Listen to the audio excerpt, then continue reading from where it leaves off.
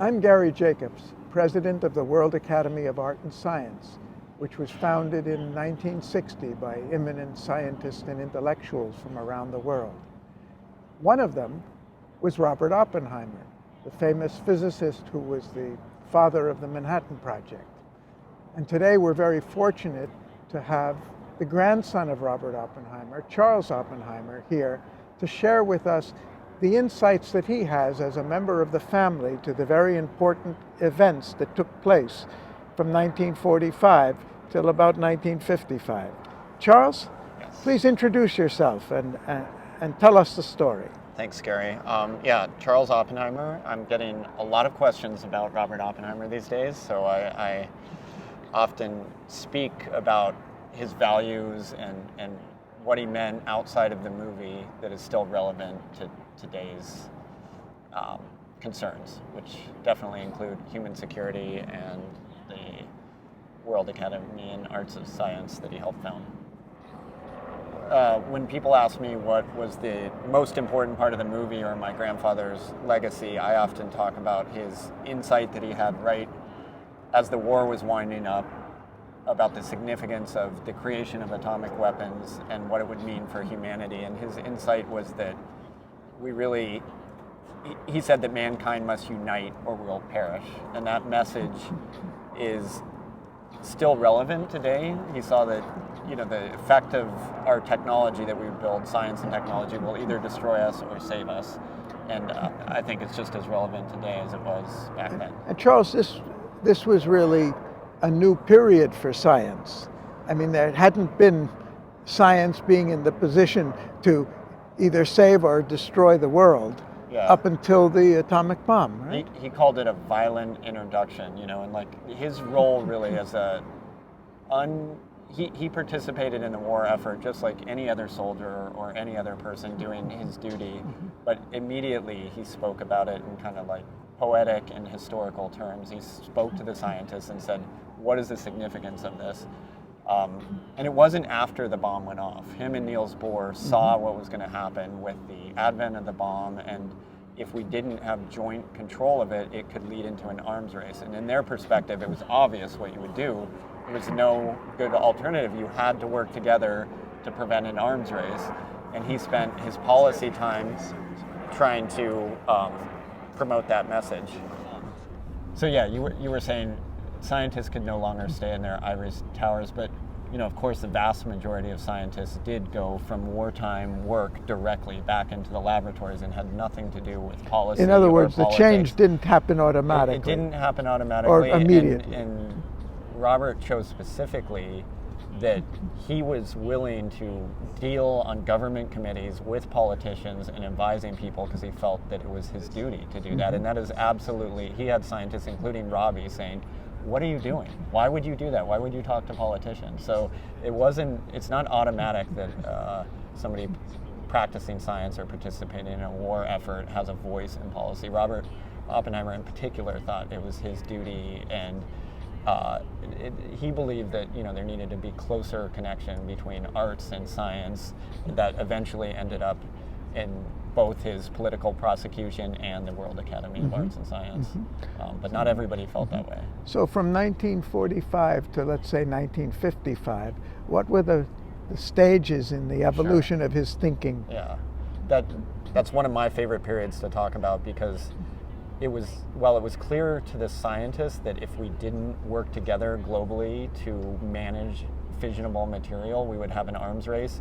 It wasn't clear to the politicians, and he had the duty to share it with Truman and other committee members like the Acheson-Lilienthal members. And that period of policy that he helped create in the Acheson-Lilienthal plan required that the United States work together with Russia and UK primarily to jointly manage fissionable material and use it for energy at that time, but not weapons, and had very good policy proposals that in hindsight we can say they were right about. You could have controlled and stopped an arms race only at that time before there was an arms race. And he was overruled in the Acheson-Lilienthal plan. They gave it to a guy named Baruch, who was a businessman who kind of hacked it up and changed it in a way that he knew that the Russians would specifically reject by design, and then be able to blame the Russians saying they rejected it.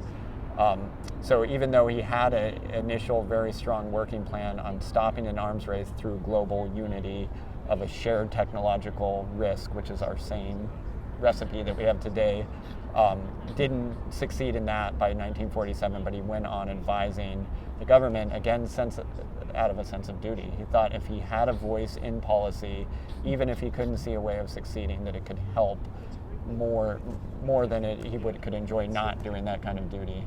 But this was still exceptional behavior for a scientist. It wasn't the rule. Right, and there's still people who look back at it today and say, well, he was full of himself and he was trying to be self-important, but that was not what was motivating him. There was a sense of duty the same way he did his duty during the war, that if contributing through that, he could bring some sanity to the discussion, work or not. He believes that was the role of him as a scientific leader. And over time, other scientists began to follow this path also, and gaining some momentum to it. Yeah, it's interesting because the historical analysis, he was very powerful and influential at that time. He was seen as a war hero, and the trial and the rescinding his security clearance was specifically to send a message from the government to scientists that say, don't do this. Don't be like Robert Oppenheimer. You can make weapons for us, but we don't want your opinion. We don't want your policy. We don't want your influence. That's literally what they said to him. He was accused of insufficient enthusiasm in working on the hydrogen bomb and found guilty of that. They wanted to keep the scientist in the laboratory, and don't bother with what happens with what you invent. That was very specifically that was the philosophy of the time. Of that security hearing, and it worked. And he also accepted that. He said, all right, finally, you took my security clearance, you don't want my opinion, and he never entered the halls of politics again. But you could see it as a demarcation time, and it's certainly a lot of scientists' opinion. They're scientists working, but they work for government labs. A lot of them make weapons, and so I think the idea of founding the academy is going back to, he didn't believe that's what scientists should do. He didn't act like that. He brought his full philosophy and opinions to managing. Well, then we had in 1954, the Russell-Einstein Manifesto, where you had Einstein and Bertrand Russell and Joe Rothblatt, and I think there were 11 people who signed that, who essentially were taking an even stronger position. That's right. They were addressing not the government, but the world. That's right. Remember your humanity and forget the rest. Otherwise, we're going to destroy the world. Right. And I think that resulted in the Pugwash conferences, right? And right even before Pugwash, actually, we had in 1956, the first international conference on science and human welfare, where the decision was made to found a World Academy to give attention to the social consequences and policy implications of what science was doing. And then, as you said, we had Pugwash. Right. I mean, and there's approach like Robert Oppenheimer believed on being inside the government, that could be the most influential way. Now, he was wrong. People could call it naive, that like by dealing with these politicians and giving his advice, he didn't succeed in a way. But on the other hand, we're still talking about him. He did everything he could. Another approach with the academy and that he supported is just scientists forming their own body of advice and sharing it, and I think even though the government was able to stop one portion of it at that time, it didn't stop the Russell-Einstein Manifesto. It didn't stop the World Academy of Arts and Science. It made scientists really rethink their role. Right. And so the Academy was founded in 1960, and not to study scientific matters, but to study the social consequences and implications of scientific work on society, global society, and human welfare. Yeah. And you could argue, which we certainly do, that we need a lot more of that, right? Charles, let's fast forward to today. The Academy was founded in 1960, and over the subsequent decades, it looked at a number of pressing social challenges from a transdisciplinary, transnational perspective. The food problem, population growth, the impact on environment. Way back in the late 60s it started. World peace, the role of religions, and so forth. But now, if we go fast forward to the present day, we see that, well, nuclear weapons are still around. The world has still not resolved that issue which Robert and others were trying to resolve right at the point where the genie was coming out of the box. And now we've got two giants hanging over our head. One is climate change, which is the result of all the positive scientific technological innovations that have enabled us to produce so much and convert the resources of nature without realizing it was a finite, the resources are finite, imposing the challenge with us. How do we now use the technology we've created to solve the problem of climate before it gets worse? And then, of course, the other one, which we can discuss, is AI. Because AI is really, we're debating today, the greatest breakthrough in technology of all time, with both a positive potential and a negative potential.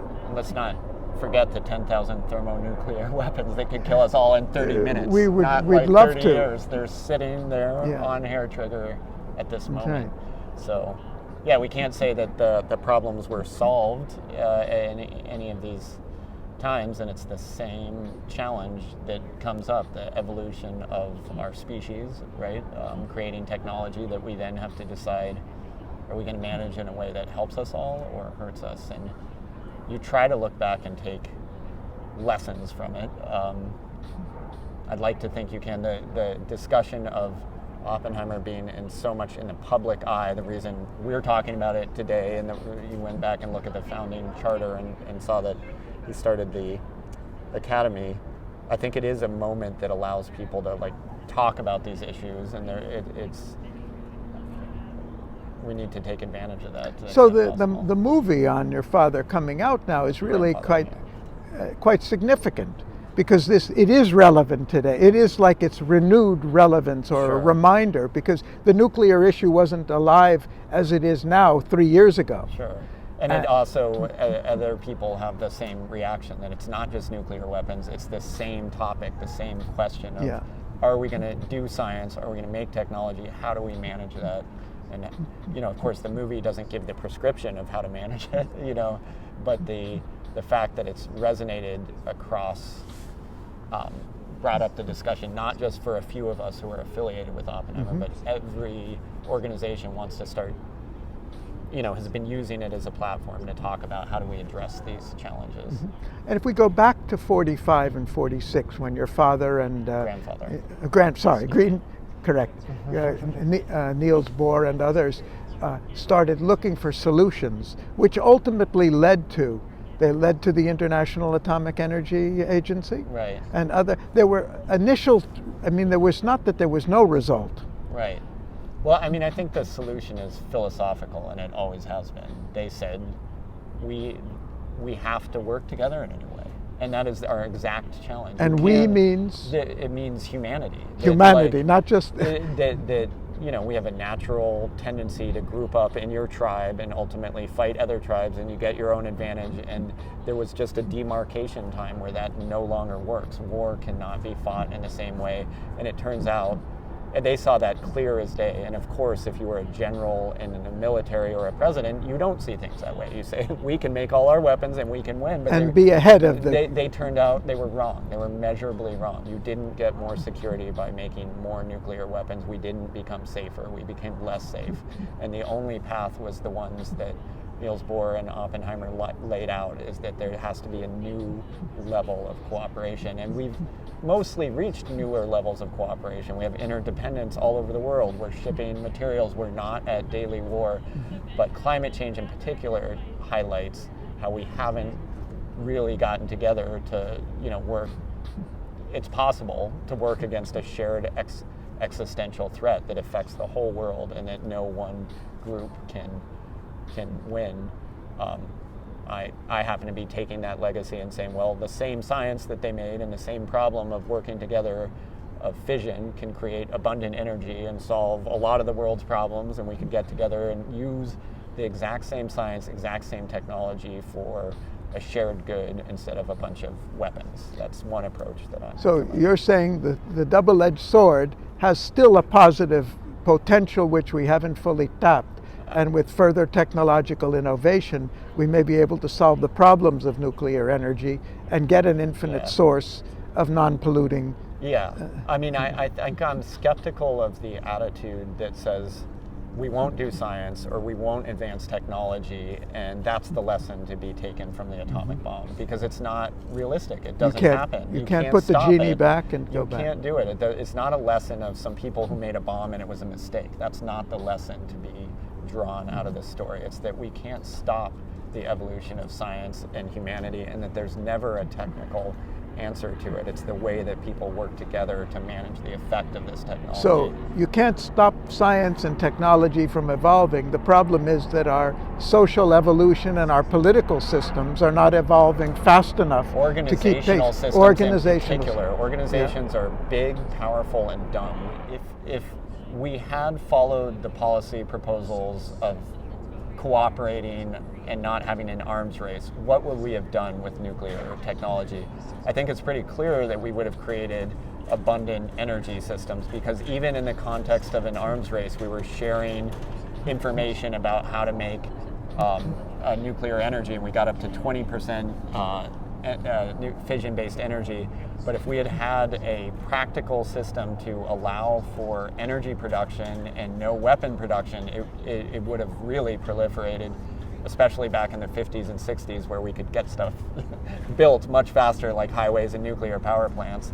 And more than that, it would have required, a recognition of a shared interdependence. So we're recasting, we're going back and saying how things could be, but that would have, there's a value in being right. There was an argument there, and there was a military argument that said we'll make many more of these bombs and we'll be safer and more powerful. And we'll always stay ahead of the other opposition. side won't get it, and they were just fundamentally wrong. And so you have to look at the side that was right and say, well, we should have done it that way. We didn't know it at the time, but now we can take that lesson forward and say we need a new shared level of cooperation. So the competitive model of security is proving it doesn't work. You ended up with 70,000 nuclear weapons, what they called the mutually assured destruction, and we've been living under that. It was a tremendous waste, and the reality of it is a tremendous danger. Like all these other dangers, which is still with us. It's still with us to this moment. But it is, the one mind-boggling part of it is that we're not dead. Right? We did not, we built up weapon systems and we didn't use them to this point. And so that's the most hopeful part of it, that we still have some capacity to do a lot of things wrong, but not everything. And there's still a way out, and there's still a way to use that exact same science, those same policy proposals, that same idea to solve the problems that we have now. There's a historical detail which is significant here. The Academy was actually founded in 1960 December. 1961, we had the Cuban Missile Crisis. And it so happens that the Assistant Secretary of State for the U.S. at that time was a gentleman called Harlan Cleveland, who was on the phone between President Kennedy and Dean Rusk in the Security Council during the crisis, passing on messages back and forth to try to diffuse what became the greatest threat of nuclear war up until that time.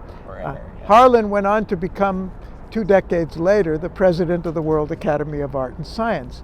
But the other significant thing is, within a year, Russia, the Soviet Union, and the U.S. signed their first nuclear test ban treaty for atmospheric tests. So it's not that your grandfather's efforts didn't have any result. Right. By 1968, we had the Nuclear Non-Proliferation Treaty, which has, to a considerable extent, but not sufficiently, curbed the further proliferation of nuclear weapons. But we still haven't got to that level of sanity that we need. And there's a timing thing. We're effectively now have the proposals that they had proposed. A country that just went out and tried to make nuclear weapons now, like North Korea, get subject to a lot of pressure, even could be attacked. But if you'd done that before an arms race, it would have been better off. You would have never had this But at least, nightmare.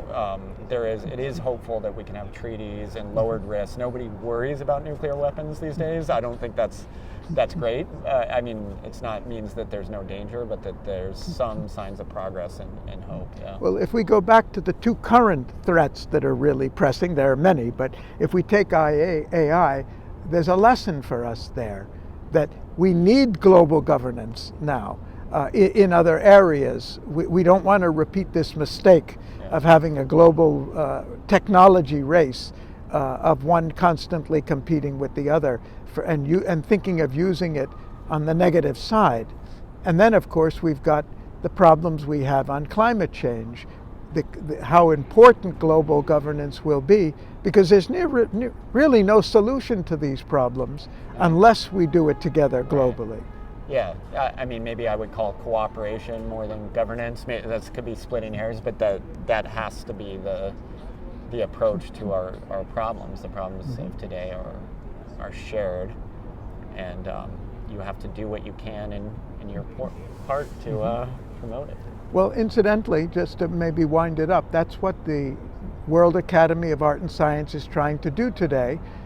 The Academy, co-founded by your grandfather, in working with the United Nations on this program, the Human Security for All campaign, because we're trying to recognize our problems are one, humanity's problems, and the solutions have to be one, and we need everybody involved in the solutions and everybody benefiting from them. So your grandfather's legacy and his thinking has not been completely forgotten. No. We're trying to make it work now. Yeah. Well, I support it. I, for one, stand for human security for all. Thank you, Charles. Great talking to you.